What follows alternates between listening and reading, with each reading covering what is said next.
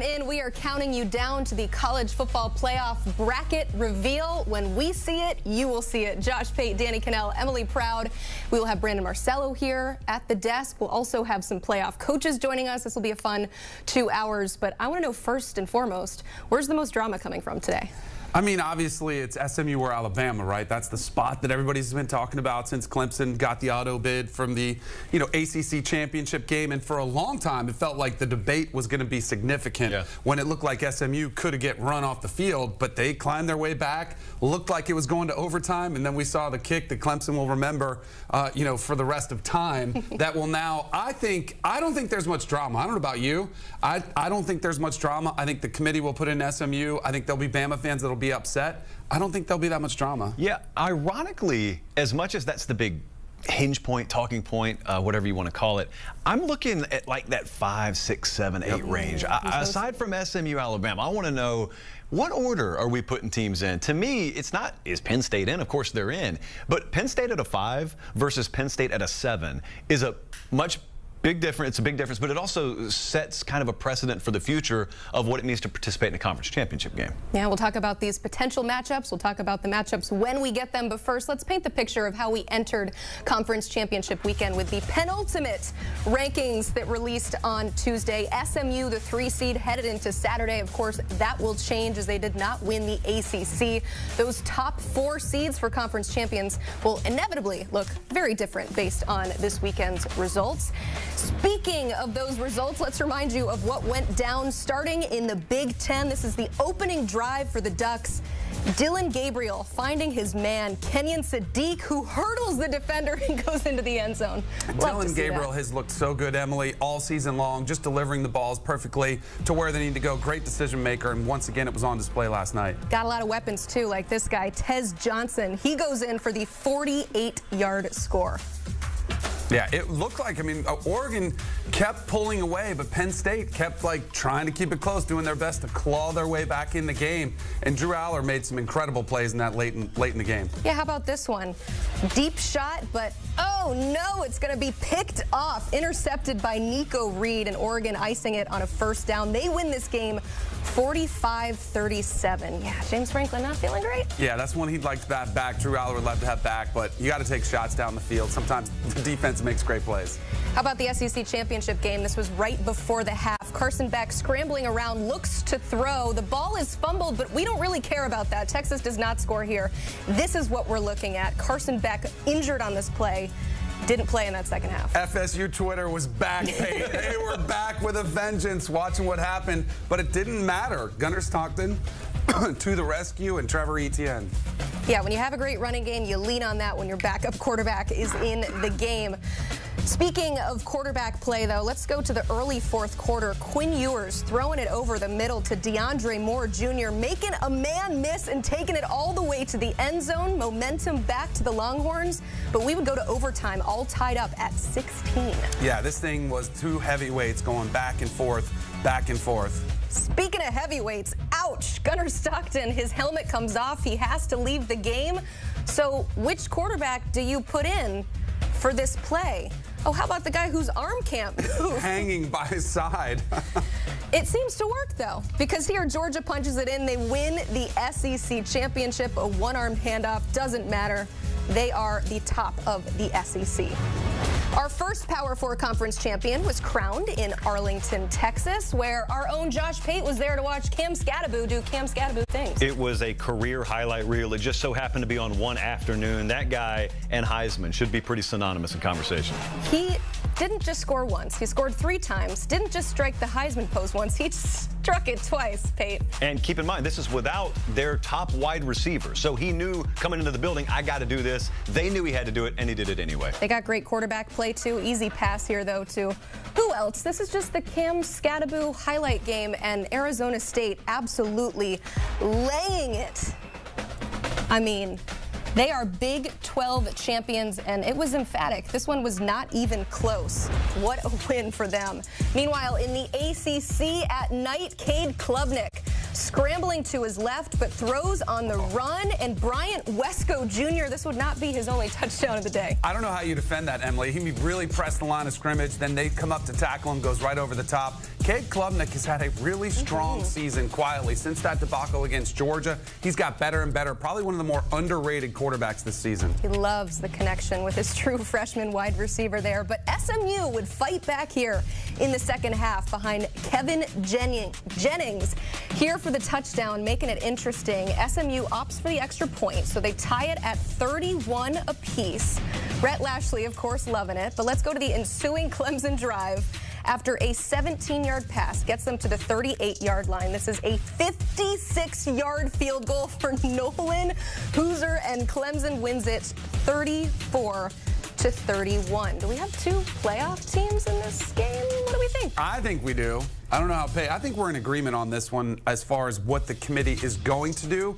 I thought this was exactly the scenario that the ACC wanted to see play out. Clemson, you get the automatic bid, and the committee told you last week, Emily, Ward Manuel said, you know, if you're inside that 12 number, if you're firmly cemented in there, you should not be penalized for playing in your conference championship game. We'll see if he holds true. If he doesn't, I can imagine the outrage from Jim Phillips and others, especially Rhett Lashley, but I do think the committee pinned themselves in a quarter somewhat from what they said last week coming into this week, that they almost have to put in SMU, especially the way the game unfolded. If it was 2 or 3 touchdowns, I think that's a different story. Yeah. But because they brought it all the way back and lost on a last-second field goal, I think they're safe.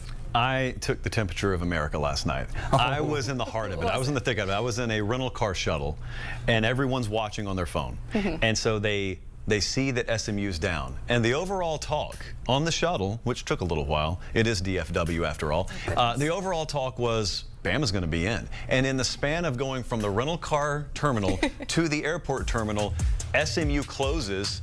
And then it's, well, if they can just keep it here, then they're in. So it was widely understood. There was this line in the sand. No one exactly knew where it was, but it all comes together in the moment. And you could tell, even though they lose the game, as long as they lost it close, that's kind of the feel I had going in. You were going to have to give them reason to make them put you in, use their own language against them. And Rhett Lashley and SMU, I know they're nervous out there right now. I think it's much more about seeding with them. Are they 11? Are they 12? Clemson and SMU, how about 11 and 12 maybe today from the same conference? The odds heavily favor SMU to get that spot, minus 1,000. The odds continue to move throughout the game. But Danny, you've been preaching this all week long, the importance of style points, how you win the game, how it actually plays out. And so how much did that second half really turn things around for SMU in the playoff committee's eyes? It was their whole season. The committee's eyes, we'll see. But I'm sure they were having these similar conversations, although I hate the theater of, putting out the video of making it look like they're all intent, and yet none of them had a laptop. None of them had notes to take. They were just sitting there awkwardly in this room on these couches. Did you see the meal calendar for the day, though? Yes, They were well fed. Yes, that was probably priority number 1, and then it was watching the games was number 2. But I thought the other thing, too, is we all want to see playmakers. We want to see players that we can envision on a playoff stage. I thought Kevin Jennings really introduced himself to a lot of casuals out there who maybe aren't aware of how well he's been playing and what a dynamic playmaker he has. And, oh, by the way, he did not play in the BYU game until late in the 4th quarter, which I'm sure Rhett Lashley is something that he would, everyone has their politicking points that they have on their note cards, and that would be one of them, which I do think is valid considering what he's meant to this team. Look, as much as we're talking about SMU, it's so funny the way this was stacked last week. It's so funny that SMU was ranked ahead of Alabama. Okay, if you're going to put them ahead of Alabama, knowing what you've known to that point, that meant to me there is no argument that can be made for everything you just saw on your screen. It's the head-to-head of resume. It's the head-to-head top 25 wins, losses, strength of schedule. If you believed Alabama had the edges in those categories, you would have already had Bama ahead of SMU. So all it was going to come down to, just applying the most simplistic logic imaginable, is, are you going to punish a team for losing a conference title game?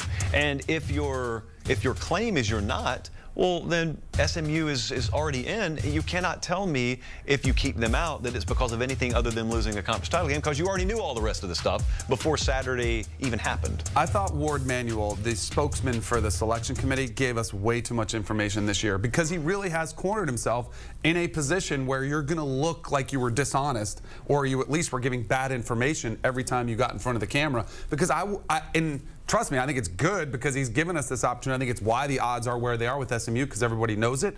But the criteria is such, you can be ambiguous. Yeah. You don't have to give us what you're thinking behind closed doors. Then I think they would have had more freedom to potentially manipulate things behind the scenes or change their minds based on some of these conference championship games. The way it has unfolded, I think he's put himself in a corner where now we know what the committee's going to do. How about this right here? How about these are our rankings right now? We've seen there is no elite team out there. There's a lot of very good. Actually, Reese, if I'm talking to my host, the situation's more fluid than ever.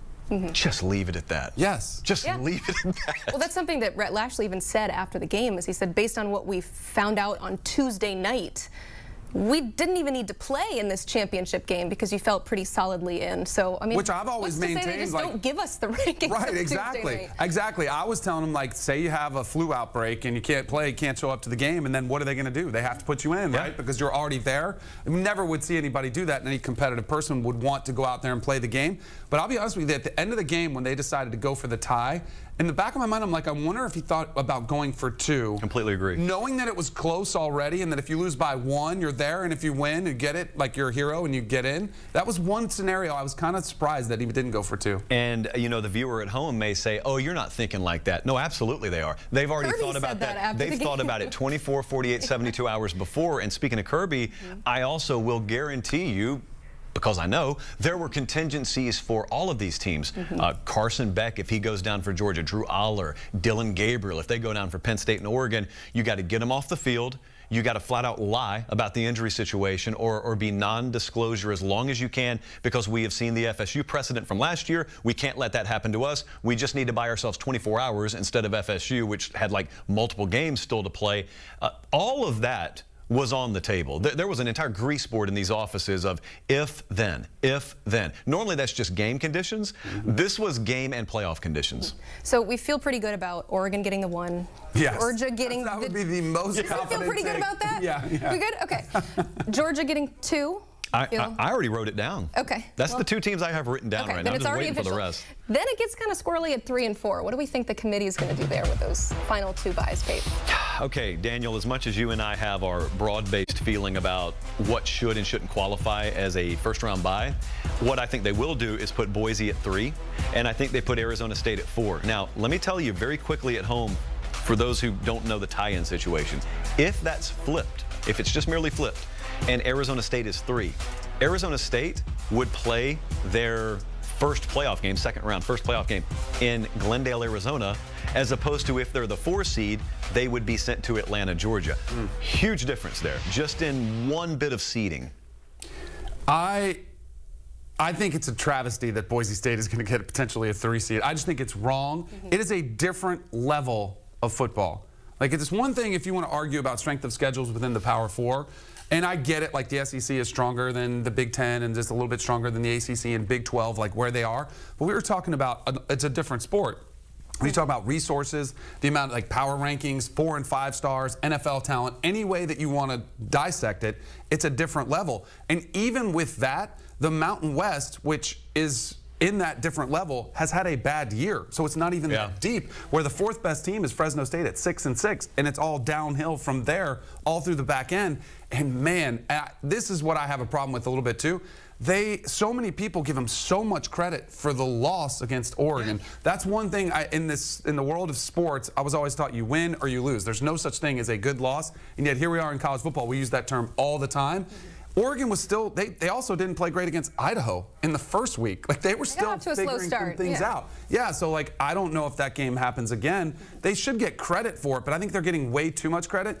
The last thing I'll make on this, I also think this shows you, I've maintained this for a long time, the advantage of preseason rankings where they matter, because Boise State was on the radar before the season. Arizona State was not. So Boise State got a head start, the large part because that Oregon game was like, oh, they kept them up there. Arizona State was picked to finish last in the Big 12. So they're having to defy the odds all season long. They show up late, and then you cannot leapfrog a team in front of you because you don't have enough signature wins. I do know somebody that made a really good case for the Arizona State Sun Devils that I want to get to. I think we have a tweet of this first. No, we don't have a tweet. Let's just go straight to the man himself. Here he is. Pete Mr. Prisco. Sun Devil himself. Oh. Pete, make the case for Arizona State. Why should they get that 3 seed? Well, one of the only games they lost, Sam Levitt, their quarterback didn't play. I mean, they went to Cincinnati. He wasn't in the game. They're 11-1 in games where their starting quarterback played. Look, who is Boise beaten, by the way? Just let's put it out. They keep talking about, well, we had a close loss to Oregon. Great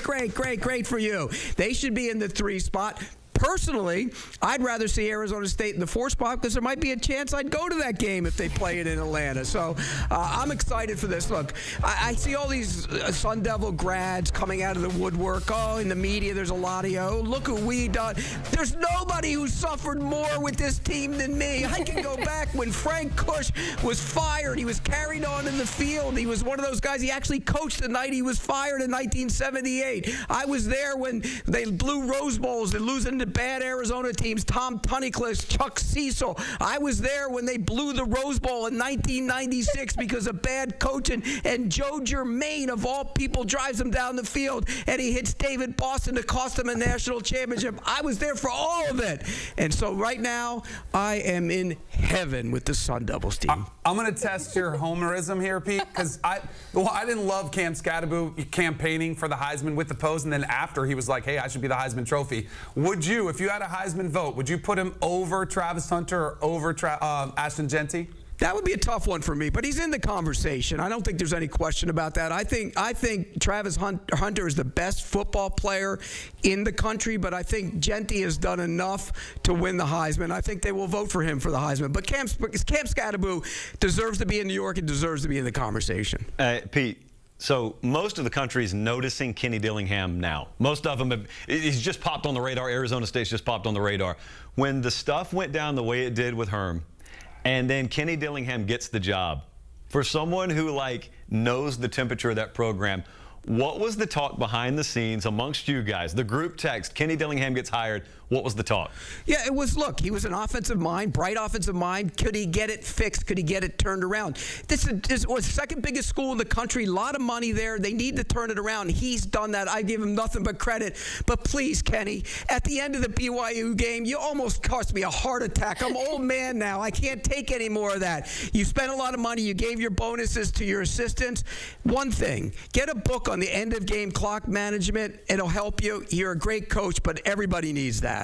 I love it. Pete Prisco joins us from heaven, as he says, watching his Arizona State Sun Devils about to play in the playoff. We are still waiting to hear where all the teams are headed, but we also want to know what's going on with Carson Beck. More on that next.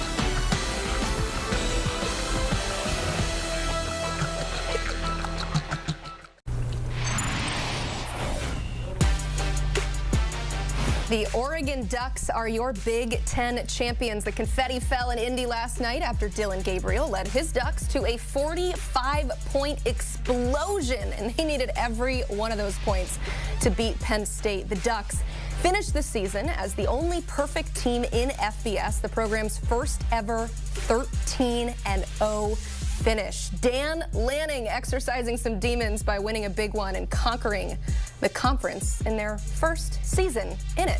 It's a good day for the Pac-12. In the SEC, the Dogs won it, but they may have lost their quarterback, Carson Beck, going down just before half. Kirby Smart calling it an upper extremity injury, but they don't know the extent of it. They're awaiting MRI results, which I'm sure will come after the bracket is released. Smart also saying he didn't have any grip strength, couldn't throw. Thank goodness we have a quarterback here at the desk, because that sounds like it's important for playing the position, but how does Beck's status affect this team in the postseason? It's huge. We've obviously seen this season impacted by either his great play or, unfortunately, at times, his a little bit erratic play with the interceptions. That game against Georgia, or excuse me, against Ole Miss when he got beat 28-10. But since then, I thought he had turned this corner, and he had 11 touchdowns, 0 interceptions coming into the SEC championship game. I mean, there's a reason why he was projected to be a top pick in the NFL draft in the preseason, the raw natural ability. Also from a leadership standpoint, I go back to the loss, or excuse me, the win against Texas in Austin when Kirby Smart said, hey, this guy's got guts, and he had come off the 3 interception game. He's like, he's the type of leader that won't affect him, and he's still able to provide some stability at the position. So I do think it's massive. I do think there's a pretty big drop-off from Gunnar Stockton, too. We saw him relying on his legs a little bit more. It's interesting, because I did think if they had lost, the committee would have been a spot where there would have been a lot of questions about because of what happened last year with Florida State. But now that they're in, it doesn't matter. Like it's a moot point. So then it's from a competitive standpoint, can they pick it up? I will say, nothing surprising. This Georgia team is built to win in a lot of different ways. They've proven it time and time again. Their defense can rise to the occasion. Different players and ETN can rise to the occasion. And last night we saw Gunnar Stockton at times rise to the occasion. It's a championship mindset that Kirby has really built there in Athens, where I think it's significant. Like, I think their odds will drop, but I still think this is a team that's capable of winning a championship. Real quick, some breaking news. Oregon is the #1 team in the bracket. Georgia is #2. I know our minds are blown right now, but we can go back to this conversation. How does the Carson Beck of it all affect this Dogs team moving forward? I think because of how they've shown different ways to win a game, I think they actually belong at 2. If you told me he's out, I still think they belong at 2, only because they go into the locker room last night. They have been quadruply outgained in the first half by Texas. They are losing to Texas. They have to play the second half without their starter and rallied to beat Texas. It wasn't like they held on to a lead and had another half dozen sacks, bunch of tackles for loss, double-digit tackles for loss again. It's a roster that's loaded to reach their top-end potential like we saw them look like in the Tennessee game.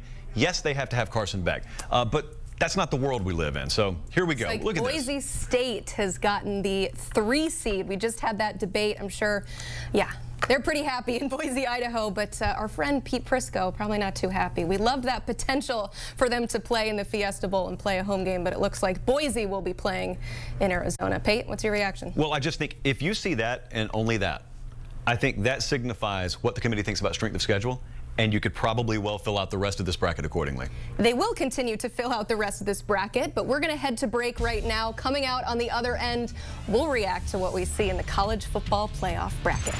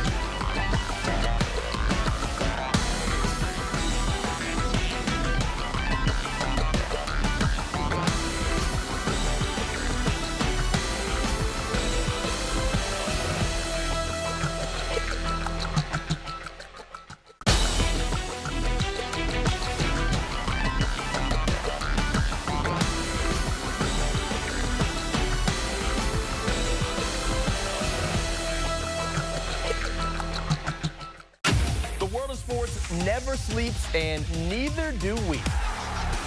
Welcome to CBS Sports HQ Morning Buzz, Monday through Friday at 9 a.m. Eastern Time. You can catch up on the latest storylines and highlights with expert analysis to get you dialed in. So grab your coffee and kickstart your day off right. With Morning Buzz only on CBS Sports HQ.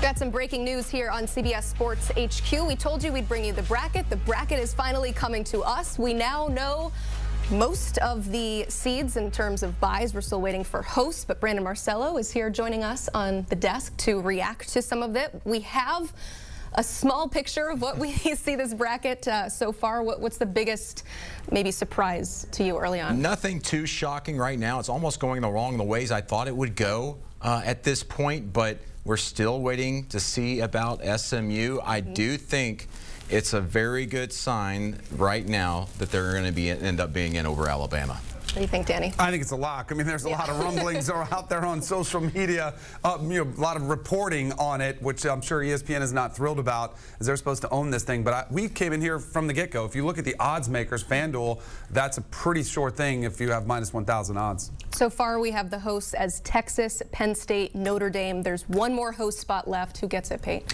I think that we will be, what are we looking at? 8 seed, Ohio State. Definitely okay. Tennessee, Ohio State. I think the thing to watch as we move forward today is this is a structure-based playoff. Like, structure to me is the story of the day. We are already looking at a Clemson team that is 12th. It is Ohio State. There you go. They will host, I assume, Tennessee. We'll see about that. But it is a structure-based playoff. We have got first-round buys going to teams that were ranked, in reality, ranked what? I just wrote it down a second ago. Like, they're not in the top 4. Let me put it that way. 9 and 12. 9 so and 12. Boise is 9, Arizona State is 12. Clemson is the number 12 team, but ranked number 16. So we are looking at a format that is deciding that playoff. This format was agreed upon by everyone, so I'm not saying it's unfair. I'm just saying I'm looking at sands in an hourglass rapidly ticking out of people in leveraged positions being happy with that format. Who's the happiest team right now as it stands, Marcelo? I would say right now at this point, you've probably just got to think that the ACC is very happy. Okay. Because it looks like they're going to get 2 teams in. In fact, I don't think it's a stretch at this point to say they're going to. When we talk about draws and everything, I really like at this point Ohio State's draw, to be quite honest. Okay. Because there's a very potential here for them to get a rematch with Oregon in the second round in the quarterfinals. Neutral site. And it's a neutral site. And as we know, tight game in Eugene. We were there, Josh. And that was a tight game. Could have went any other way. Ohio State's going to be out for blood anyway, and you can bet they're really going to be after it if they can get past their first round game. And we just saw Penn State with 2 100-plus yard rushers against Oregon. We saw Drew Aller able to throw the ball on Oregon. We have got probably the hungriest, most back-against-the-wall program in all of college football in Ohio State. Now, I know it sounds like we're overlooking Tennessee here. We're not. Yeah. We're talking about who's in position, and I'd argue as this bracket starts to fill itself out, this is going to be another format thing, talking point moving forward. If you strictly look at these first-round buys, if you strictly look at these second-round matchups, I don't think there is a more disadvantaged position than the 1 seed Oregon finds itself in. That doesn't mean that they couldn't go win the whole thing. We're talking about where you'd like to be. And where Oregon is they're going to draw either a Tennessee or an Ohio State, and either one of them are 2 of the best teams in the country. What do you think about that? Disadvantaged number 1 seed? Shouldn't they get all the advantage? Yeah, I mean, if the favorites went out, you'd have Ohio State in that Rose Bowl, and then, Texas or Clemson probably would be favored against Arizona State. Let's say it's Texas. Right. And you got to play Texas then in the semis. That is not an easy draw if there ever was one. This is because of format. It is auto bid based. That is all we're talking about here. So Indiana is in as the 10 seed to play Notre Dame as the 7th seed. In state. Winner plays Georgia. in the Sugar Bowl, we project. Love it? Why do we love it? I love it. In-state, it's gonna be a fantastic atmosphere anyway. But in-state rivalry here, so to speak, in South Bend. Notre Dame's just gonna look down their nose to Indiana. It's gonna be a great storyline. I was hoping they would have had a Texas SMU similar matchup where it's big brother, little brother. You know, programs that are completely different historically in the sport. I was rooting for that one, but at least we get one of these will be phenomenal. I was in Indy this morning. Guy that checked my luggage was a big Indiana fan, and he's like, "We want Notre Dame. They want that chance." Yeah. Is anyone mildly surprised that SMU remained ranked ahead of Clemson? No. You're not. I was mildly surprised by that. I'm not. I think that at this point that I still had them one spot ahead of them at this point. And if you look at the computer rankings, and I know no one wants to mention that, the BCS rankings and everything, they have been pretty in line computer-wise with the committee over the years. And so going into today, that's why I kept thinking SMU was going to be above Clemson, even with that loss being as close as it was with the walk-off field goal. And it certainly looks like we're heading down that direction. But the debate is still SMU over Alabama. Let's go around the desk and give our final thoughts. Pate, who's it going to be? Oh, it's going to be SMU. Okay, Marcella? Yeah, SMU, definitely. I love the way they've played throughout the season. I think it's going to be SMU. I think it should be SMU. Don't tell me about point spreads, because I think Alabama probably would be favored and all that. And if they played, maybe they win 7 or 8 times out of 10. But I am more of the school of you have to earn it, and who deserves it. I think SMU, you have to. We do not live in a hypothetical world. Right. Although a lot of people want to live in one. Hey, we're also about to see who the first 2 or 3 teams out were. Yeah. And I assume it's just going to be a conveyor belt of SEC teams. Yeah. And then we know what conversation that's going to breed. All right, it is SMU gets in as the 11th seed. They'll play Penn State as the 6th seed in the first round. We have some breaking news, and it is the bracket. It has officially been filled out. We've been reacting to it piece by piece. But now that we have the whole thing, we need to react to SMU. All the guys at the desk called it here. It seemed like that is where it was going to be headed here. So we'll start with you, Pate. SMU is in. Is this the right decision from the committee? Based on the committee's prior ranking, yes. Any argument that you were going to make about Alabama deserving to be above SMU was going to include other resume-based criteria, i.e. strength of schedule, i.e. wins against ranked opponents. All of that we already knew going into conference championship Saturday. The committee made it crystal clear in their rankings. They had SMU solidly above Alabama. Therefore, none of what we just talked about was going to factor into this. If SMU was even close last night, much less winning the game, if they were even close, you were going to have to stand behind what you said, which is we're not going to be punishing teams disproportionately because they play in their conference title game. So there's going to be a bunch of yelling and screaming from Alabama about this, and they may have valid points, but the validity of the points evaporated when the rankings were what they were last Tuesday night. I think at this point with the season now obviously concluded, we got to look at, we don't talk about top 25 wins anymore. Let's talk about wins against teams with winning records. Yeah. Or it's 500 or above right now.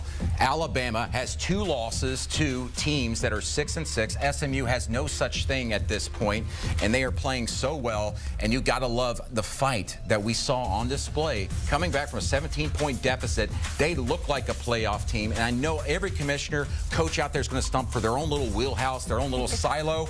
But I love Dabo Swinney. One of the first things he said when he got off that field was, SMU is a playoff team they deserve to be in. Yep. And remember what Fran Brown said at Syracuse when he's like, here you go, Clemson, we just got your opportunity. Pay it forward. Yes, exactly. I love it. By the way, some of these point spreads are starting to come out in some of these games that I'm sure we'll talk about at some point. What I have learned, though, and this is one thing that I cannot stand, because I feel like this season more than ever there's been more parity on display, is people will say, well, if SMU played Alabama's schedule, they'd be 6-6 or they'd be 7-5. That drives me insane, because anybody can beat anybody this season. It really is.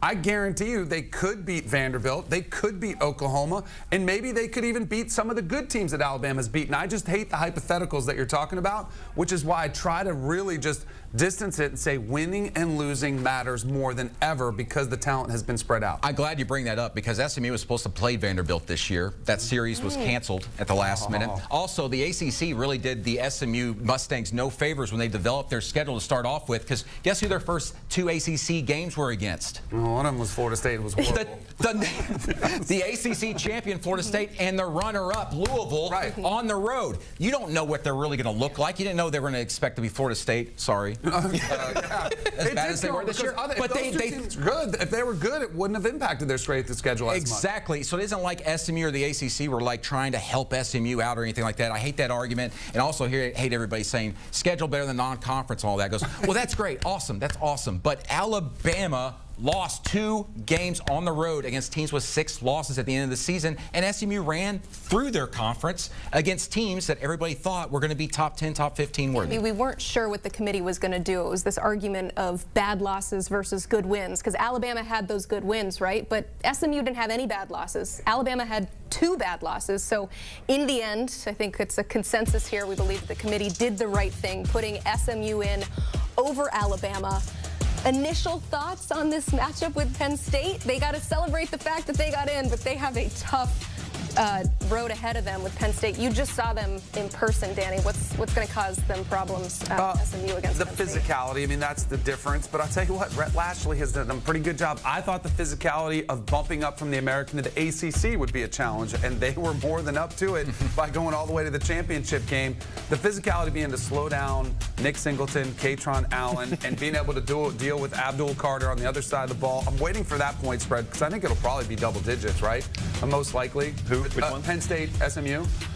9, I think, was what I looked at last week. Yeah, It'd be above a touchdown. In there. But again, like, this is a team, they couldn't run it last night. They were able to come back. Like, Kevin Jennings is a problem. Yes. And they don't have, like, a singular wide receiver like a Tez Johnson for Oregon, but they have a bunch of guys. They roll pretty deep at the wideout position. They love to get yards after catch, and good luck trying to contain Kevin Jennings. So I think it's going to be a handful for Penn State. Clearly, you know, where they play is going to matter. I don't know if they're going to declare it a whiteout or not, but at the Big Ten championship game last night, it felt like a whiteout. I mean, Penn State they'll be absolutely bonkers. It's going to be a tough atmosphere, cold. There will be some conditions, but I think it's a fun matchup. All these, I think, are fun. Yeah, we will continue to react to all of these matchups because we officially have a bracket. And coming up after the break, we'll talk about Oregon's path to a national championship. Favorable? Not? We'll discuss.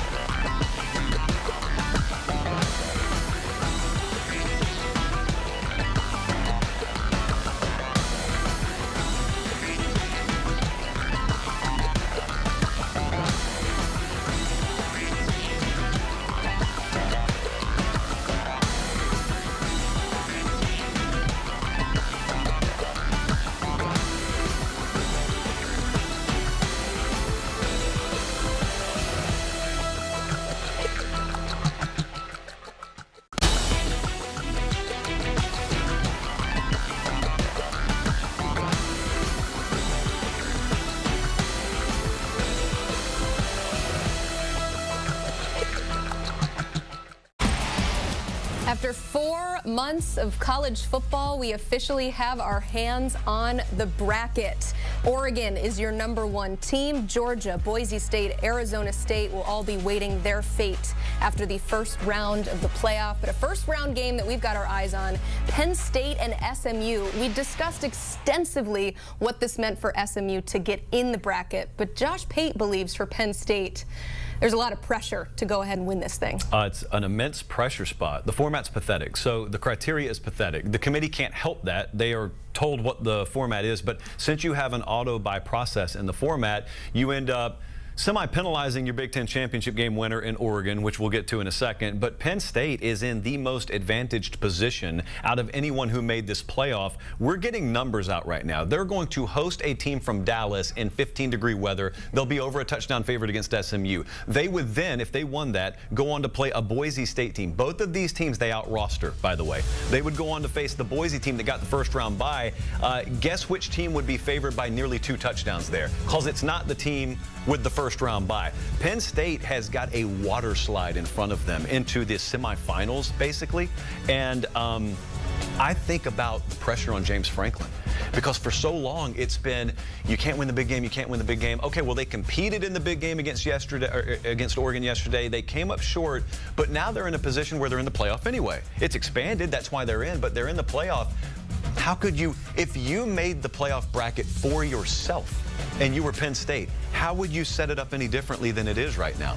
I think here's the other thing. I think Penn State went into the Big Ten championship game almost with some pressure off of them for the first time. I agree. Because they backed into it. We didn't know we're going to be here. Only thing we can do is really improve our seeding at this point and maybe win a Big Ten title while doing it. That's why I think they played a little bit looser, were able to stay in that game the way they did. Now the pressure's back on because now the big games are here. And oh, by the way, you're expected to win your next 2 playoff games. And one more thing, just if we're looking at this region, if we want to call it that, by far the biggest shark fin there is Georgia. We don't know what Georgia's status is at quarterback. If you take a Carson Beck-less Georgia and then you look at the rest of that region, what would normally be a hurdle too high for Penn State to clear is not there. And so we're talking about a path all the way clear through, maybe even to the national championship game before you face a legit situation where you go, nah, Penn State can't get that done. I hate to ask this, but it's looking way too far ahead. But if we were to put odds on a Penn State-Georgia matchup, who is the favorite there, and what does that spread look like? Without Carson Beck on a neutral site, that would be under 5 points. I think you're looking at Georgia. We saw Oregon last night on a neutral field, only a little over a field goal favorite. And I would imagine odds makers view a Georgia team lesser than an Oregon team. I think it'd be a really tight spread. Conversely, when we look at Oregon as the #1 seed, you assume that they should have the most favorable path. But when we were discussing this in real time, the guys on here do not believe that, and that Oregon has one of the toughest roads. And this is something that we've discussed all season long, really. There's no elite teams. You said it earlier in the show. There's just a bunch of great teams that are in this bracket right now. Oregon or the field in this case? Oh, I would take the field just because of the way the season has gone. And I am somebody who picked Oregon in the preseason to win the national championship, and I think they're the best team in the country. And if you had, if I could only take one, I would take Oregon, but there's just too much chaos this season. And it's hard, we've talked a lot about this, hard to beat a team twice. If Ohio State does beat Tennessee, you know what their mindset is coming out there. By the way, I love that matchup will be played in the Rose Bowl. So you got kind of an old school Pac-12, Big Ten type of matchup there. So yeah, it's definitely, this is one of the things that will be addressed too. I think for the reasons we're talking about, and also because you have a Boise State there at a 3 seed, that's why I don't think this system it will look nothing like this in 2 years. I just want to raise my hand because I want to make sure we don't do the thing that will be done. What will happen is, if we get to that game, let's just say it's a Penn State versus Boise, and let's say it goes to overtime. Let's say Boise even wins the game. It doesn't change the point that's being made here. Right. It's kind of like in the past when, like, Alabama gets in the playoff last year. You're judging them on their body of work. Whether they beat Michigan by 30 or lose by 30, the decision was the decision. It was right or wrong before the game was played. Our point whether you agree with it or not, about the format and how flawed it is right or wrong, independent of what this Boise team does, because I haven't heard you say, or me, say that we don't think Boise's good. Right. What we've said is the dynamics of strength of schedule in this sport are such that there is a minimum baseline that should be required from your strength of schedule for you to earn something like a first-round bye in a playoff, and there's no way you can meet that playing a Mountain West schedule. The simplest way to fix this is you give the top 5 whatever conference champions a spot in the playoff, and we reseed it on Sunday. I'll promise not to say that as long as you promise if we see a blowout. Say, see, we didn't need 12 teams. All right, so it's got to work both ways here. Okay? I love it. We're reacting to the bracket. Brandon Marcello is fixing the bracket. But coming up next, we'll talk to the head coach of the Indiana Hoosiers, Kurt Cignetti, joining us live.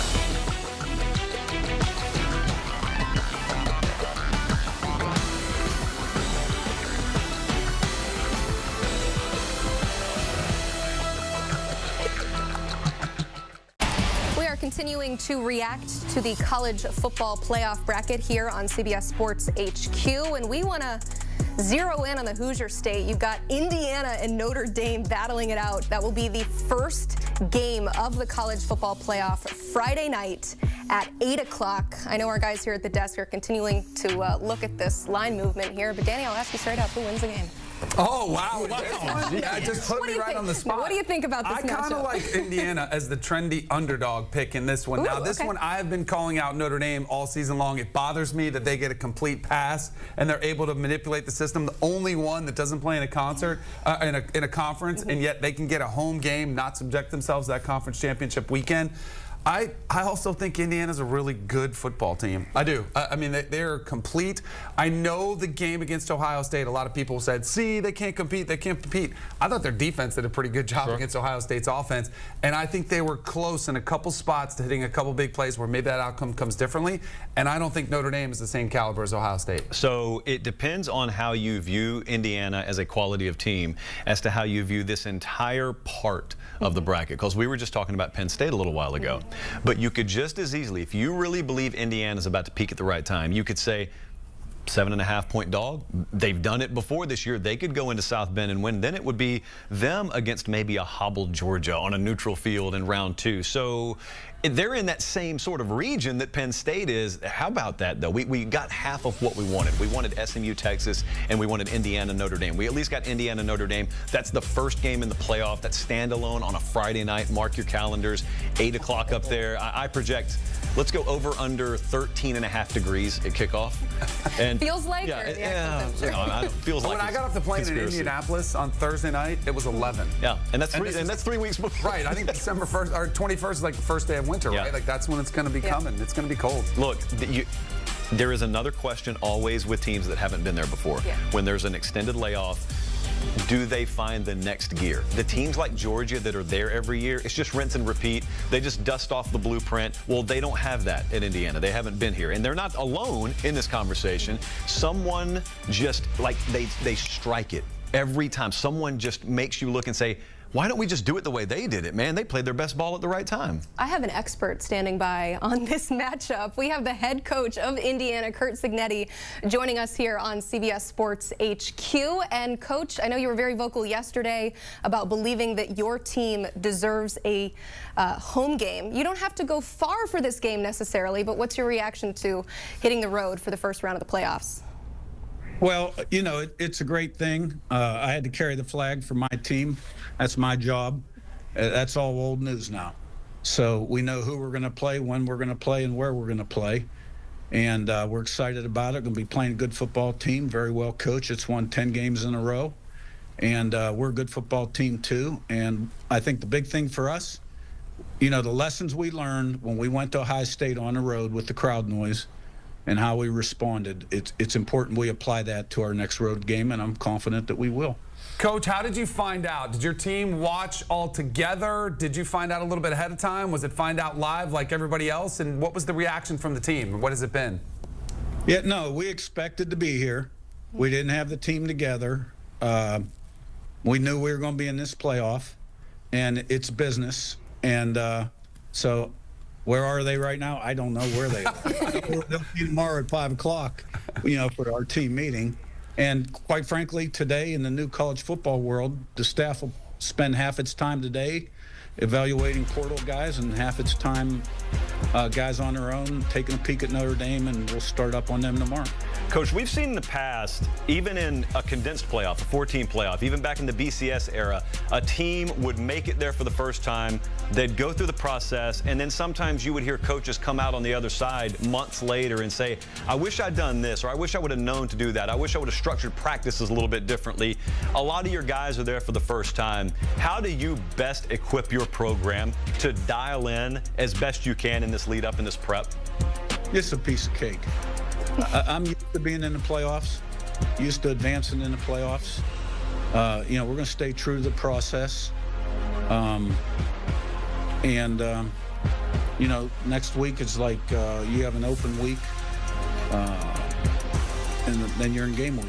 So, you know, you got to win to move on.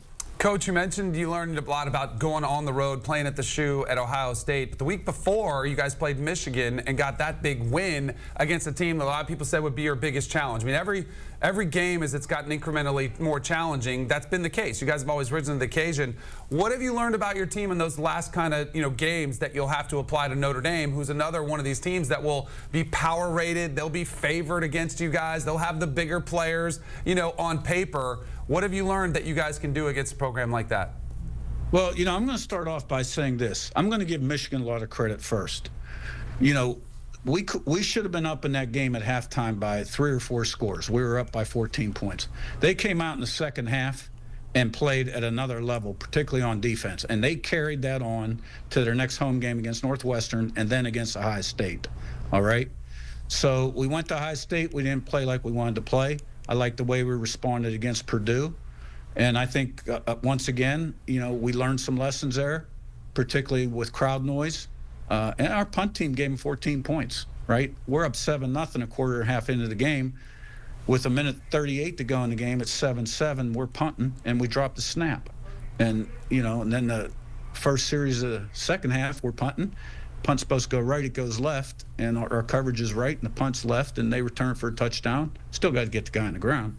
So those are things that were uncharacteristic of us. We got to play our game and play like we've played all year long. I'm confident in my team. We're playing a good opponent. It'll be a good game. Coach, thank you so much for joining us. Congratulations on getting in, and best of luck going forward. Thanks, guys. Thank you to the head coach of Indiana, Kurt Cignetti, for joining us here on CBS Sports HQ. Sure, they might not have been in the playoffs before, but they have won a lot of football games. 11-1 they finished this season. An absolutely historic year for Indiana. Well, we're going to hit a break here on our college football playoff bracket reaction. There is still so much to talk about, so we'll talk about Penn State's path next.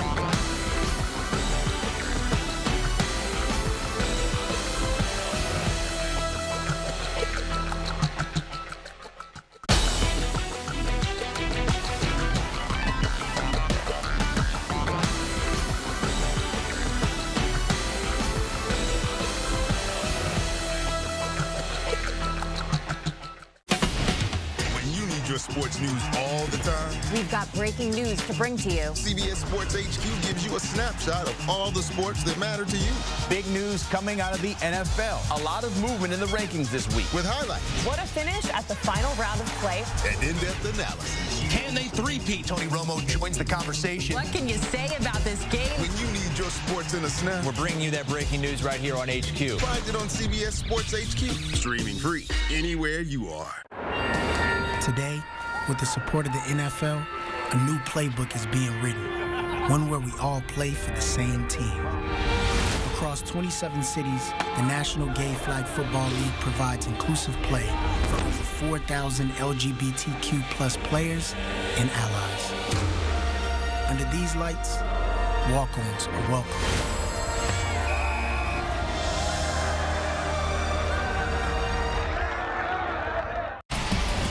Take another look at the final 12-team college football playoff bracket. We finally have our hands on it. Now we're going to do our best to fill it out and say what we believe is going to happen, starting with the game at 4 o'clock Eastern, December 21st on Saturday. Clemson versus Texas, the 12-5 game for the right to play Arizona State in the Peach Bowl. Danny, who you got? So, we made a lot about top 25 wins. Do you know how many top 25 wins Texas has? Against current top 25. It is a big, fat 0. I'm going to go with the upset. I think there is something about upset Clemson. In the first game. I love it. I'm telling you, Look at this aura. Look at the aura. Dabo Swinney's already called his shot. He said we were the first team to run the table in the 4-team playoff. We'll be the first one to win a title with 3 losses in this one. They are playing with house money. They are so loose. I thought their defense, I think, can stack up well against Texas. Cade Klubnik has been playing a lot more confidence. I think Clemson can pull off the upset. Do you have any idea how high the off-the-rails potential is here? You got Dabo on the same field as Matthew McConaughey. You've got them as an underdog, which is like oxygen to Clemson and Dabo Swinney.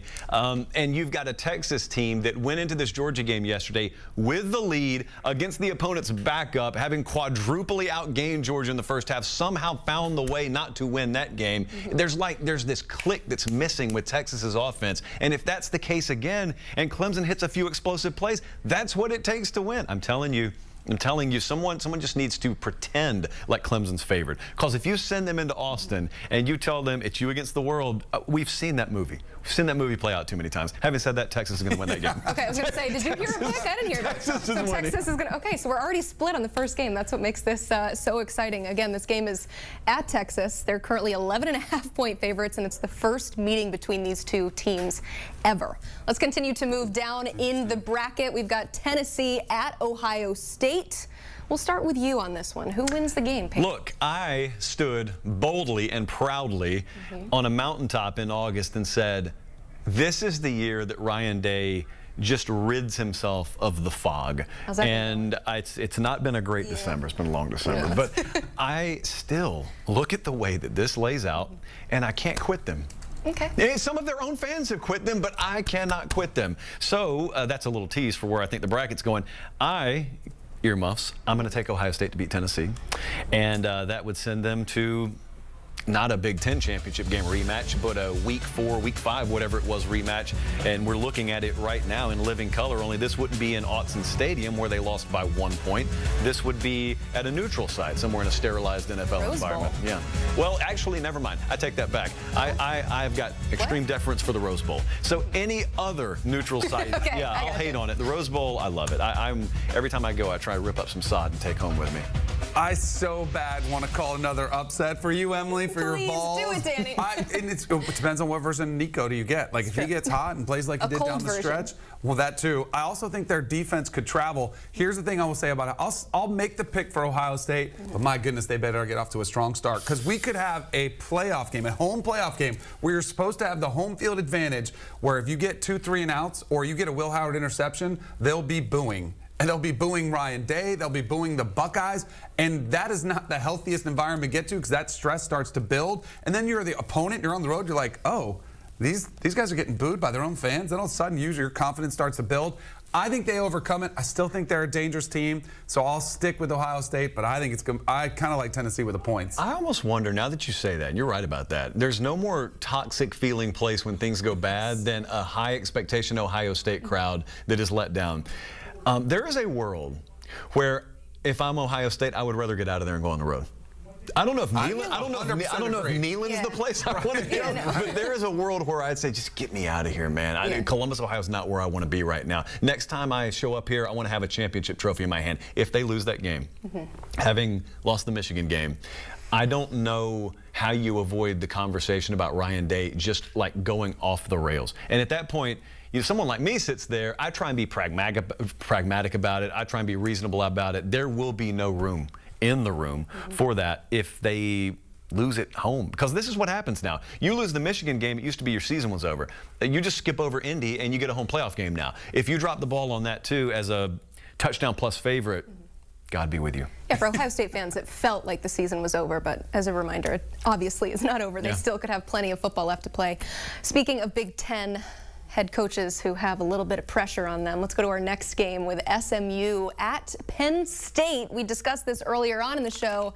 Josh Pate believes that there's a lot of pressure on James Franklin to maybe run the table and get there to the national championship, but first they got to go through the ponies here. Yeah, let's just make sure we understand there's pressure on everybody because it's high-level college football, but it's disproportionate on teams like this in spots like this because for a long time Penn State's been pretty good to really good. There hasn't been greatness there.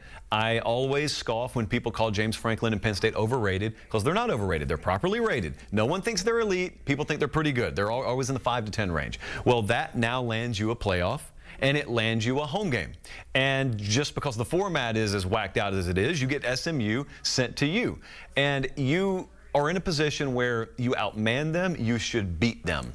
And you played Oregon really hard last night as we're talking. It's Sunday. I'm going to pick Penn State here.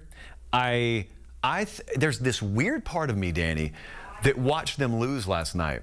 And I, in some weird way, am more confident about them than I would be if they won a 13-9 game where Oregon was -3 turnovers. Like in that scenario, they would have won the Big Ten title. But I wouldn't think any differently about Penn State. Last night, they were forced to play catch-up. Drew Aller's forced to throw the ball. They have 2 100-plus yard rushers. Dylan Gabriel got the better of them. There aren't many Dylan Gabriels out there. All due respect to even SMU, they don't have a Dylan Gabriel. So I like Penn State in this spot, and I like them to maybe build up momentum and maximize on this new format. Team from Texas going up to play in Pennsylvania. Cold weather is going to come into play. I think Penn State is built to win multiple ways. If you have to rely on Kevin Jennings to do a little bit more through the air, which I think they will, I think they'll be able to stop Brashard Smith, the running back for SMU. I think that could be too much to overcome. I am very curious to see what Rhett Lashley does, what game plan he does up. He usually finds a way to put up offense on most teams, but I think Penn State will overwhelm them at home. While we're talking about road environments, Penn State has been dying to do a night game whiteout, and they get the noon kick on Saturday. What do you think about that, Danny? James Franklin always handles this the right way. I mean, even their last game. Yeah, you can't complain. Yeah, it is a playoff game. It is at home. I think all of us wish it was at night. They'll be loud. They'll get it going. It's just not the same. You don't have as much time to get lubricated. It's graduation week up there. There's some weird scheduling dynamics going on at Penn State. That's a good thing, right? That'll make it even better, don't you think? Well, because it could be an empty campus if kind of classes are out. Better than like the fall break game, winter break game, as long as they're still on campus. One of a million talking points here is home playoff games. Okay, how's your grounds crew get ready? And are your students even still on campus? Like, how's your gate going to look? Yeah, well, let's hope the Rose Bowl's working on their grounds crew. Sounds like somebody's stealing turf from it. So we got one more game we want to discuss in the first round. Indiana at Notre Dame. We just spoke with the head coach of the Indiana Hoosiers, and Kurt Cignetti, and he was so focused on just getting ready to play this Notre Dame game, but he's not here anymore, Danny. No. I don't know if he's still watching. I hope he's still watching, Coach. Who wins this game? The minute we got off air with him, I was trying to open up my FanDuel app to see what the line was, maybe make a play on him. I like Indiana. There's going to be upsets. That's what I keep going. I do not think chalk is going to win out. I'll take the Hoosiers to beat Notre Dame in South Bend.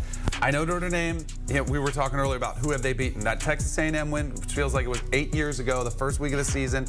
I still don't think Texas A&M was that good of a team, and that was with Connor Wigman before they had Marcel Reed. It's a good win, and then where's the next one? Is it Army and Navy? Just because they were top 25, we've talked about the Group of 5 being a different level of competition. Those wins don't resonate as much with me. I'm going to go with Indiana. And the one thing that Kurt Cignetti that I forgot about was the 14 points they gifted them in the special teams, you know, and that was big, or else that game could have been an ugly defensive scoring affair. And again, I like teams that have multiple ways they can win. They've shown they can win in shootouts. Their Curtis Work and company can get it going, and they can put up big points, or their defense is stout enough. And I'm not sold on Riley Leonard as a passer just yet. I think this will be a lower scoring game. I think Indiana can get it done. Interested to see the total in this game. It's the game I feel the least confident about if I look across the first round. You're right, though. Inevitably, in a season like this, where there are no elite teams, we'll have upsets. Problem is trying to peg it. So I think a lot of people will hone in on this one, and then Clemson pops Texas out of nowhere and Notre Dame wins by 14. I'm just going to go roster here. I'm going to go Notre Dame. I also think a lot of what I could get in terms of explosivity from Indiana may be neutralized by weather, because you can talk as much as you want to about the fact that we're from Bloomington. You haven't played in this. Like, no one really plays in this all that much. I just think the lean factor in the second half, we're already breaking down halves. I think the lean factor is a little bit too much. I'd take Notre Dame. So no upsets for you in this first round. Here's the problem. You picked two. You picked one. There will be upsets. Chalk State. I know I would rather go 2-2 than 0-4. Trying to find these upsets. That's what I'd rather do. Okay, well, hopefully we'll get a good look of your bracket here coming up in just a little bit. These guys are working on their brackets. We'll show them to you. Stay with us. More HQ on the other side.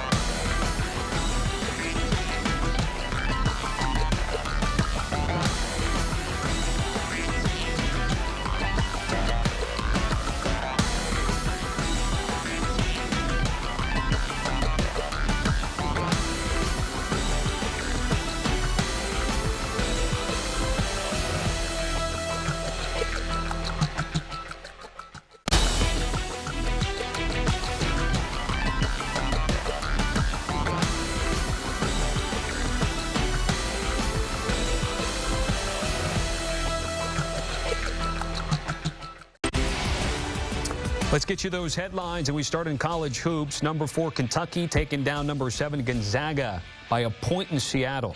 The Wildcats overcame an 18-point second-half deficit to pull off the victory in overtime. Andrew Carr led UK with 19 points and 7 boards. Gonzaga will have a chance to bounce back Saturday when they take on number 25 UConn at the Garden. Meanwhile, number 5 Marquette defending their home court. 88-74 victory over in-state rival Wisconsin in Milwaukee. Cam Jones, a man on a mission for the Golden Eagles, tying his season high with 32 points, 6 helpers, and 4 steals. Next up for Marquette is Dayton, while Wisconsin will have a chance to bounce back Tuesday against a ranked team in Illinois. How about some baseball news? The Giants and free agent shortstop Willy Adames agreeing to a 7-year, $182 million deal. That's per multiple reports. The deal goes down as the largest contract in franchise history. Adames has spent the past 3.5 years with the Brew Crew, racking up just under 350 RBIs. And in college football news, UCF bringing back a familiar face to Orlando, hiring Scott Frost as its next head coach. He was in charge of the Knights in 16 and 17, leading them to an undefeated 13-0 season in his final year. Frost will replace Gus Malzahn, who resigned from his position just over a week ago to take the Florida State OC opening.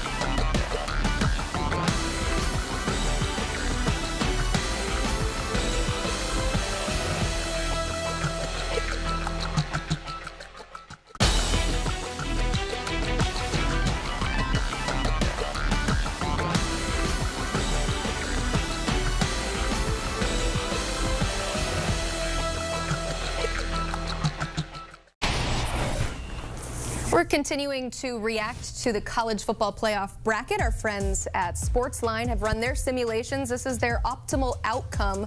We've got chalk. Totally. In the first round, all the favorites winning. But look at the national champion. They've got Penn State playing against Texas, and Texas wins the whole thing. So a 5 and a 6 seed, that's what we love to see. A little bit of upset there, but we're going to toss things over to Josh Pate, who walks us through his optimal bracket. Yeah, I got to wonder if Sportsline knows something about Carson Beck there. Right. Be very interested in that. Look, the one thing I hate in life is being nailed down.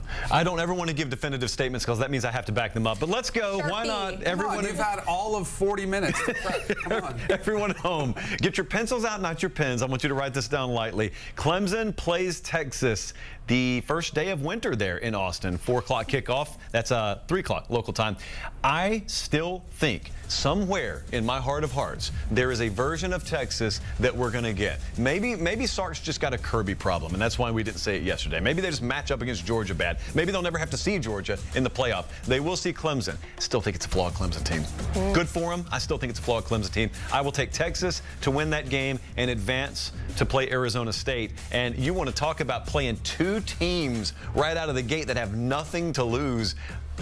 I'm just saying. All right, Tennessee against Ohio State in Columbus. That is an 8 p.m. kickoff. That is, I think, the last of the first round games in terms of chronological order. This is the game that's been locked in for a while. We've all known that this game was going to happen one way or the other for a while. I feel the same way about Ohio State I do about Texas, Danny. I still think there's a version of them. And I also think in terms of just pure back against the wall mentality, you've got all the pressure that's built up, but it's not Michigan. As long as it's not Michigan across the field, I can count on Ohio State. I think they played maybe their best game of the year against Indiana, high leverage spot. And then the other best game of the year was against Oregon. They lost the game, but they played. If I get that level of play from Ohio State in this game, they will win and they will advance. SMU going to Penn State. Talked about it a million times. Let's make it 1,000,001. Penn State, out of all of the teams, relatively speaking, in this tournament, is the most privileged, advantaged position that there is, but you still got to go win the game. That doesn't mean I disrespect Rhett Lashley and SMU, but if I'm looking at all the possibilities in round one, that right there is who I want. They can put it in any hype video in Dallas they want. I love those guys. They probably will. They're flipping it right now. This is your spot to make it happen. If you're James Franklin in Penn State, you got Ohio State up there. You didn't get it done. Competitive game. You go to the Big Ten and you play Oregon. You don't get it done. Competitive game. Both of the calibers of those teams are greater than the one you'll play at home here. So I think Penn State wins that game and advances. And then the old in-state rival, we're going to talk about it like it's a high school 4A football state championship. Indiana, plucky. You'll use all the adjectives about Indiana. I just look at manpower. I look at size. I look at strength. I look at physicality. I almost like that Notre Dame doesn't need fireworks to win. I almost like that they are more of a bulldozer because I think that stuff translates to this time of year. So I'll take Notre Dame over Indiana. Then we start looking at that next round. This is where I start to weigh my relationships. I have to start making some tough decisions, really my relationship with Relationships sanity. With who? That's what I was going to say. Myself. Sanity. The man in the mirror, yeah. Okay, so what's he telling you? Texas, the same thing that I just said to advance them in round one, I'm advancing them in round two. Having said that, I am thinking about Arizona State with time to prepare. I'm thinking about Cam Scatterbo. I'm thinking about just the total DGAFity, the DGAF-ness of that program, if you will. I haven't heard this that is word. the internet, so we can roll that way. Go ahead. I'm going to take Texas. I'm terrified. I want you to hear me in Tempe. Absolutely terrified of that pick. Ohio State against Oregon in the Rose Bowl is just, it's a postcard. Yeah. It's everything that's right about college football, even in the most flawed of formats. It's everything that's right. I think that if Ohio State can start off fast and win that first game against Tennessee, which I project them to do, I think we are going to see some team out there that is actually a little flat because they had the time off. I'm just going to randomly guess this is that spot. And also, it's a revenge spot for Ohio State on a neutral field. Penn State, Boise. Penn State, we think, will be favored by between 11 and 14 points. I think that's right. And the thing about Boise, everyone gets scared of like the shock the world upset potential because that program's famous for it. It's Ashton Genty. Like, that's it. And if you can stop it, fine. And if you can't, that's tough luck. I think Penn State can do a good enough job limiting them. I think they win that game. And then I look at Notre Dame, Georgia, and million-dollar question, multi-million-dollar question. I think if you asked our friends at FanDuel over there about the handle they'll have on this game, what do we know about Carson Beck? If we don't have them, or if we don't have him, it's not the end of the world for Georgia. Gunnar Stockton and company came from behind, riding a dominant defensive performance to win last night against Texas. But I think if Notre Dame's already got a win under their belt and they start rolling, It's a great spot for Notre Dame. So I'm going Carson Beck-less. Let me specify. I'm thinking Georgia's got quarterback issues. Your pick would change. That is correct. That is absolutely correct. So I am going to, with a caveat, pick Notre Dame to advance. Texas versus Ohio State in the semifinal. In fact, these are two big money games in the semifinals. Oh, buddy. So I think about what cost Texas twice against Georgia. And I think personnel-wise, out of this entire bracket, the next program that is capable of doing that from a personnel standpoint is Ohio State. I think they could put something similar in front of Texas. I think Ohio State edges them in that game. And I think that if you look down at the bottom, if Penn State has won already against Boise, and then they get into this game against Notre Dame, I think they beat Notre Dame. Wow. And I think we're looking at an all Big Ten national championship game. It's a replay of what we saw in State College earlier this year. It is in Atlanta. And how about Greg Sankey and the SEC watching two Big Ten teams do battle in their mecca? Atlanta is the mecca of the SEC. I mean, you're talking about putting a wooden spoon in your mouth and biting as hard as you can for SEC folks having to see that. I got Ohio State winning the whole thing. Ohio State is Josh Pate's pick to win. And I'll tell you, but it's because they look so good against Michigan. I love what they showed against Michigan. Okay, that's what it is. Danny, where's your biggest qualm here? Do you have any? Is it perfect? Oh yeah, no, I have a bunch of different picks in it. Like I could see it. You know, that's the thing. I could see all of it unfolding. Yeah, don't call any pick stupid in this whole thing. Exactly. Ohio State, there is such a thing as, and now this is not the way we talk about good losses, but there are motivating losses. Ones that kind of wake you up, that get you behind together. I think Ohio State could have us against the world, which is completely opposite of what we came into the season. Remember, they had the super team, everybody's favorite, everybody loves them. They have all the superstar talent, and they've fallen well short of expectations. Now, they can use all this negativity as motivation for them. So it wouldn't surprise me at all. That talent is still there. You remember 2 years ago, they lost to Michigan at home. Yep. And then they had to regroup because they made the playoffs. Yep. And they go to Atlanta to play Georgia. And I thought they played game of the year. They end up missing a field goal to win the thing. But we saw Ryan Day get probably the best performance of the year out of his team after they had already lost to Michigan. So they could have gone in a hole, but instead they didn't. So we've got precedent here. And if he does that again, if that program does that again, they could be shot out of a cannon and win this whole thing. The problem I would have it, so you had the two Big Ten teams in the national championship, but you don't have the best one in. That would be my problem with it. Because I would have Oregon. That's who my national champion pick is. But Oregon's got to beat Ohio State to get there. That's what we but I think we already saw it happen once, you know, and we've seen them. I think Oregon is the most complete team in college football as far as a roster standpoint. Like, everybody's had quarterback play. It's been a little bit up and down. Or can we get a little bit more out of Drew Aller? Or Quinn Ewers, is he healthy? And do we need to bring in Arch Manning? Like, all of these teams, you go and there's a little bit of flaws. There may be a flaw in the defense. Oregon does not have a weakness. And they have a coach who I think is going to finish the season and be it's going to be a coronation for Dan Lanning as a top 3, top 5 coach in all of college football, because he's been on that trajectory ever since his name has started becoming rumblings, and he's been a coordinator in the SEC, and he goes out as this young, hot coach at Oregon. He has lived up to those expectations. He's a great motivator. He's great with X's and O's. He's done genius things with the rule book that we never even thought possible when he put 12 men on the field to get that extra seconds off the clock against Ohio State. I think it's a party for Oregon at the end of the year. When I hear you say that Ohio State can go into this playoff with the us against the world mentality, man, that has rumblings of Michigan versus everybody else and what they did last year. It worked for them, but man, Ohio State's do not like the fact that I just compared them to Michigan's national championship run last year. You know what's wild is we've been laying all this out, and I've been participating. Not hardly a mention of Tennessee. No. Hardly no mention of Tennessee. And I kind of wanted to pull the trigger and to call the upset in round 1. But you didn't. But that's more so just for my sanity.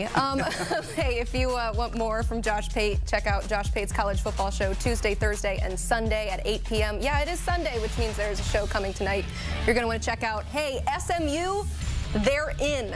And coming up next, we'll talk to the head coach of the Mustangs, Rhett Lashley, joining the program. Stay with us.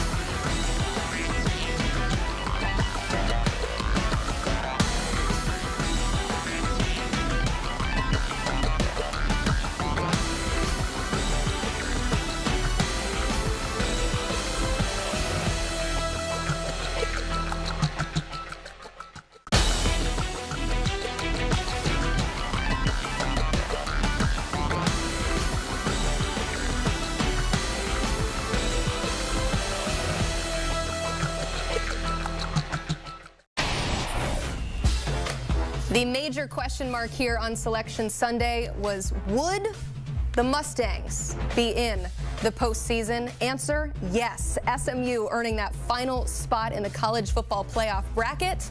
The decision seemingly went down to SMU versus Alabama. After competing in the ACC championship last night, it is the Mustangs who are into the college football playoff. And here to talk more about it is the head coach of SMU, Rhett Lashley. Coach, we're so excited that you're here. First off, congratulations. You are officially in. I'm sure it was a bit of a sweaty night for you waiting that decision. Why was this the right decision to put your team in the college football playoff? Yeah, thanks, Emily. I mean, it was a long 10 or 11 hours since that last kick went through waiting for this morning. You know, Brandon knows me well, and I was texting furiously just trying to figure out what was going on. But, you know, I think it's the right decision because of things that matter. I mean, there's so many metrics. I saw your deal up there. We're 0-2 versus ranked teams by the committee. We also beat teams when they were ranked, and I don't think ranked teams should be a metric. It's not a metric in the college football deal. You know, we need an FPI, a net ranking, a quad 1-2, something that's a little more objective that we can rank that stuff on. And for our team, I think the consistency of performance, you go 8-0 in one of the top 3 leagues in America, winning by an average of 19 points. We're 10 Power 4 games. We lost 2 of them to 10-win teams by 3 each. You know, we didn't ever have a bad loss. Good teams beat the teams they're supposed to beat and compete in the big games. And we were able to do that. And so, you know, we had a bad first quarter last night. And it cost us in the end, but I think the championship medal and character our team showed in the second half and in the fourth quarter shows what we're capable of in this playoff. Rhett, congratulations first off. I wanted to ask you, looking back, way back to that BYU game, how different is your SMU team now compared to what we saw back then? You know, obviously the makeup's not a whole lot different. I mean, but I think we're different for 2 reasons. One, we have a lot of confidence because, you know, we had just, until last night, not lost it September 6th, and we got on a roll there. But I think our team just has an identity. You know, we have the same players, but with Kevin at quarterback, our offense found an identity, and it calmed everything down for our football team. We always had a good defense. Our defense played great in the loss to BYU. Our defense played well last night. I mean, we got after Clemson, but in the first quarter, we gave them 4 short fields and put them in a bind. So I think our defense was always consistent, but they gained a lot of confidence when, you know, Kevin and our offense was able to get going. And so I just think, you know, we reached our potential, and we were just playing good football week in, week out. And then we saw last night what can happen, though, in big games if you have a bad quarter. Coach, I'm curious. We talked all about getting in. Are they going to be in? I want to know. I had a question about the game last night. Did you think about going for 2 at all there at the late game situation? When you scored, you guys decided to tie it up, and then, of course, Clemson gets that, you know, return, and they get the kick. Did you think about going for the win? I did. My first year here, actually, I went for the win at the end of our bowl game against BYU, and it didn't work. But so I'm not scared to do that. I did right before the drive. I knew we were going to get the ball back, and I thought, man, if we scored, I'd go for 2. And quickly I didn't, and here's why. I trust our defense. We had all the momentum. You know, I think usually you go for 2 when you think, man, if this game keeps going, I don't know if we can hang in there. Let's give a chance to end this game on our terms. I felt like the way that game was going, we had just had a 17-point fourth quarter comeback. Offensively, we were clicking, throwing it, running it. Kevin was cooking, as they say. And defensively, we had really shut them down in the second half. You know, they won the first half 24-7. We won the second half 24-7 until that last kick. And so I just felt really confident. We go to overtime, we're going to win this game. And so I wanted to give our kids the chance to keep playing because I felt like we had started to show we were capable of being the better team. Rhett, you've got Penn State. You have to go to Happy Valley. It's a day game, though. Huge environment. What do you know about Penn State? Their defense has been playing very well all season, but last night they were leaking a little bit. What do you think of the matchup, man? You know, I need to get into film to give you a better answer, but I mean, got a lot of respect for James. I know Tom Allen, who's their defensive coordinator, well. I know offensively, you know, they're doing a lot of what they were doing at Kansas last year. Very multiple exotic things they do on offense. It's going to be hard to prepare for. Defensively at home, they're going to be a problem. You know, they got a big-time crowd. Never been to Happy Valley. Excited for our kids to get a chance to compete in that kind of a road environment. You know, we got a 10-game road winning streak right now. And so it'd be awesome to see if our guys can continue to travel and play well. It is good to be a noon kick, probably both for weather and crowd. But, you know, man, I think the best thing that this new playoff brings, besides more teams like us getting in, is is first-round games on college campuses. I think it's awesome. I know we're having to go on the road, and it's going to be hard to win in that environment, but we're fired up, and we're excited about the challenge to go out and prove that the committee made the right decision. We also get a lot of new matchups. This will be the first time we see SMU and Penn State since the 70s. So we are going to be treated to a fun game. The head coach of SMU, Rhett Lashley, joining us here. Thank you so much, Coach. Appreciate y'all having me on. Thank you so much. Best of luck to the Mustangs. Let's talk a little bit more about this matchup real quick. You asked him what he thought. I'm going to ask you, what do you think of this matchup for SMU? You know, that Penn State defense gives me the willies. As far as if I was SMU, that defensive front, as we know, they can get after the quarterback. I mean, we still saw it last night, even in a high-scoring game, the way they're able to get it. I mean, SMU, Kevin Jennings is going to have to get the ball out quicker than what we've seen in the past. I know he relies on his legs quite a bit, trying to extend plays, but I think they just need to get the ball out a little bit faster to have a chance here on the road. I can't wait to see what Rhett comes up with for an offensive game plan against Tom Allen. He said he knows what he does. He likes to bring a lot of pressures, but Rhett Lashley is one of the more innovative offensive minds. Figures out ways to get the ball into his receivers' hands, and they run deep. When they lost R.J. Maryland, that was their leading receiver. He was a tight end. I was concerned about him, but they just shuttle guys in and out. They've got a lot of really good wide receivers. I think he's going to put some pressure on Penn State's defense. Another exciting first-round matchup, the battle for the state of Indiana between IU and Notre Dame. The head coach of the Fighting Irish will join us next on this program. Marcus Freeman will be here. Stick with us right here on CBS Sports HQ.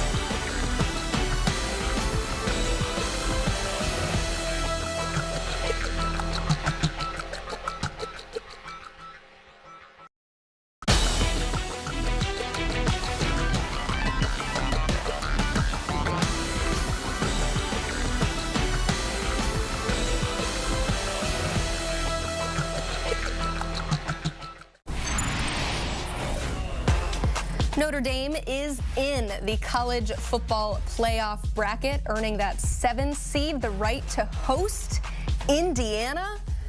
We were hoping for this matchup, guys, and we officially got it. Let's take a look at where this kind of lands in the bracket. I think our friend Josh Pate was calling these regions, but this is why Notre Dame earned a spot in this college football playoff. That win-loss record, 11-1. And here is where they land in the bracket for the right to face number 2 Georgia in the Sugar Bowl. We have broken down this bracket from so many angles, but I want to zero in on this Notre Dame team. Obviously, been a bit of a difference from what happened in that second game of the season to Northern Illinois. What has this Notre Dame team done to prove that they deserve a spot in this playoff since then? Well, I'll say this immediately. This has been the best coaching job by Marcus Freeman and his staff since they've been there. Getting them to regroup and refocus after a debilitating loss in week 2, as you said, something that could have really just changed the makeup of the team in their demeanor. And what did? They instead came out and just started beating the crud out of everybody, blowing people out. They were refocused. And for the first time in a long time I can remember, no one was talking about Notre Dame. They've kind of flew under the national radar all season. And everybody's going, well, their schedule's so easy. They're just going to cruise in, and then we'll find out when they go to USC on the road at the end of the season. So everybody just wasn't really paying attention. But meanwhile, Notre Dame, I would argue, is playing about as good as anybody, including Oregon, at this point in the season. And the big thing for them is getting to host Indiana, because right now Notre Dame, they went across country to USC, and I thought, you know, maybe this could be an upset for them. Maybe something could happen here. But, man, I love the grit. I think somebody and that they showed would there. agree with you on them playing their best football right now is the head coach of Notre Dame, Marcus Freeman, joining us on the show. Coach, if you think back to week 2, unless you try and remove that from your memory, I mean, most of the country wrote you off from there, but your team responded. What are you most proud of this season? I think there are some things that you learn from that loss that has truly helped us as we've gone through on this journey this season. But, you know, I'm most proud of them to be able to stay focused and really focus on the opportunity at hand. And this team has constantly strived to improve each week. Obviously, we didn't get the outcome we wanted week 2, but I truly believe this team has continuously gotten better and been able to block out the noise, no matter what that noise may have been. It could have been after a loss to Northern Illinois, or as you get closer to the end of the season, and you know the playoffs are approaching. So really proud of the leadership and the ability to just focus on the things that matter. I think we get caught up so much in just, you know, the roster makeup, and if you have a talented roster, it should just work, right? But you guys bring in Riley Leonard. He's coming off a surgery where he missed some time in the offseason. What about the opportunity for teams to improve? That's what I look at you guys. And you guys had injuries to both left tackles, losing that before the A&M game. You had defensive injuries throughout the season. How much has your team improved, and how much different are they from week 1 almost, even more than the Northern Illinois game, to where they are now? Yeah, I think that depth is so important. As you've said, we've had multiple game-ending injuries or season-ending injuries, and you know, the team is really had a next man up mentality, and that is credit to the depth and the guys we brought in here over the past few years in terms of recruiting. But we have improved, and we have truly improved from week 1 to week 12. And I think what happened week 1 is that maybe the outcome kind of clouded some of the mistakes that we made. We weren't as good of a team that we needed to be, or maybe we thought we were. And, you know, week 2 it showed. And so, but we constantly improved. The players and the coaches were very intentional on doing the things that it takes to be the best version of ourselves. And here we are. We sit at 11-1. You know, Coach, Riley Leonard to me is just a gamer. We saw it at Texas A&M earlier in the season. What do you think he's grown the most here throughout this winning streak you've been on? Yeah, I think it's complete opposite of what you said, right? To become a gamer, you got to prepare the right way. And what I've seen him do is from week 1 to week 2, understand the highs and lows of being the quarterback at Notre Dame and what all that entails being that person. But he's prepared, and he has really stepped up his leadership in the way he's met with our offensive coordinator to make sure they're on the same page. The natural growing pains you have in the first year of a new offensive coordinator, a new quarterback, but he's definitely has been more intentional about doing the things that it takes to be a gamer and have success on Saturdays. Coach, one of my favorite things about the expanded playoff was getting home playoff games, and we're going to have one of maybe the most historic venue in the sport there in South Bend, in a matchup with an in-state team against Indiana. Just your thoughts about what the atmosphere is going to be like, and then the matchup itself. Yeah, to be a part of the first playoff game at Notre Dame Stadium is going to be something special. We know the atmosphere is going to be crazy. You know, you didn't know who the opponent was going to be, so could the weather be a home field advantage? It's probably not now that you're playing an in-state team, but again, the atmosphere will be an advantage. The crowd, the comfort ability that we have playing in our stadium, it's special. And we are looking forward to this opportunity. We are looking forward to watching it. Coach, thank you so much for joining us. We appreciate it. All right. Thank you, guys. All right. Best of luck to Notre Dame. We haven't talked about this enough. Alabama out. Why? Right decision? Wrong decision? I get to ask the tough questions, and the guys get to answer them next.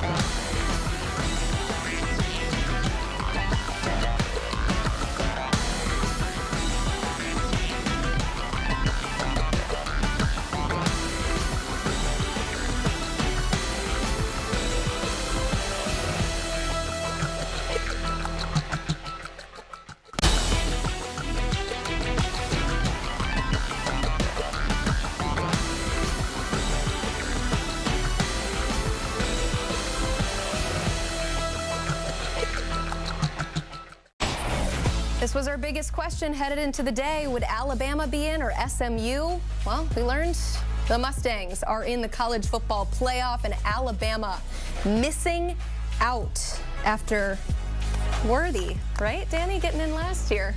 Alabama, though, not in this iteration of the college football playoff. Chip Patterson joins us here to react a little bit more to that. Chip, in your opinion, why do you think Alabama was ultimately left out of this thing? I think Alabama was left out of this because they were not in the SEC championship game. That is one of my biggest takeaways and one of the biggest lessons I have coming out of this reveal. And that is, therefore, the loss to Oklahoma, because Alabama was sitting in a great position to make it to the conference championship game until they lost as a double-digit favorite in Norman. So in a sense, the bad loss is what cost Alabama. But to me, it is much more about the conference championship game absence, because you look at what else happened in this field according to the final rankings. There was favorable treatment for Texas, the SEC runner-up. There was favorable seeding treatment for Penn State, the runner-up in the Big Ten. And yes, with SMU getting in ahead of Alabama, I would consider that favorable treatment for the ACC runner-up as well. So it hits on two levels for the Crimson Tide. Number one, you've got a bad loss, which ended up hurting you, but it was that loss that bounced you from a chance to go and play for the SEC title, because I believe if Alabama had made it to Atlanta, then they would have made it into the college football playoff. So knowing that, I think that's the big takeaway, that someone maybe at 1 a.m. in that room was like, guys, we cannot punish conference title game participants or else it will ruin conference title games. And if I'm going to go total CFP and on, I think that everything about preserving conference championship games led to the SMU over Alabama decision. I just can't believe Chip doesn't sound like he's very sympathetic for Alabama, a program that has just never gotten any breaks. No. They don't get the right players. They just, they're always overcoming the odds. You have to feel a little bit bad for them. You do. Yeah, I do. You don't. No, I don't. So I think it's both of them. Everyone was kind of gifted a bat. We were just talking to Marcus Freeman. That Northern Illinois loss I thought was devastating, and it was going to be a loss that you could not overcome. Everyone's got them. Everybody's got these, but you cannot have two. Yes, you are correct about the fact they were in the SEC championship game, and I do agree with you on that one, that maybe they would not have been penalized, but also the loss against Vanderbilt. Those two losses are what did them in, and for all the hand-wringing and complaining and their record against top 25 teams, it's like, well, what about the losses to 500 teams, and one of them where you got blown out 24-3? I think this is a pretty simple decision for the committee. When you look at those two losses, I think those were what did them in. And, for Notre Dame, that bad loss came in week 2. For Alabama, that came 2 weeks ago to Oklahoma, where they were not even able to find the end zone. Let's stick in the SEC and find out Chip's best bet. I'm anxiously wanting to hear this one. Chip, what do you got for us? I've looked at all the first-round games. I've run the Chipalytics, and I think we've got extreme value on Tennessee plus 7.5. Ohio State's weakness, where is it? On the offensive line. Tennessee's strength, where is it? It's on the defensive line. They're going to be taking on a Buckeyes team that is just going to be gripping it so tight, because the messaging has been about national title or bust to be able to save a season that seems ruined. Well, Tennessee, I think, comes in playing free. Tennessee comes in playing loose. And what we saw from Nico Iamaleava at the end of that season was some of the most encouraging play that we had seen since they were running up the score on non-conference opponents at the beginning of the season. I think all the pressure is on the Buckeyes playing at home, and I think Tennessee has a great chance not only to just cover this 7 and a hook. I think Tennessee is in a great position to win it outright. Moneyline sprinkle plus 215. Let's send the Vols to the quarterfinals. All right, you heard it. Chip Patterson picking the Vols to beat Ohio State in the first round. He's been on fire this year. So, really? I mean, it's a good bet. Okay. Yeah. Where has he been on fire? On our this Cover podcast? 3, yes, our Lots Pod. Yes, you should check out the Cover 3 podcast if you do not already. I'm pretty sure you guys have shows every single day, so you can watch now, download. Thank you so much for watching on HQ.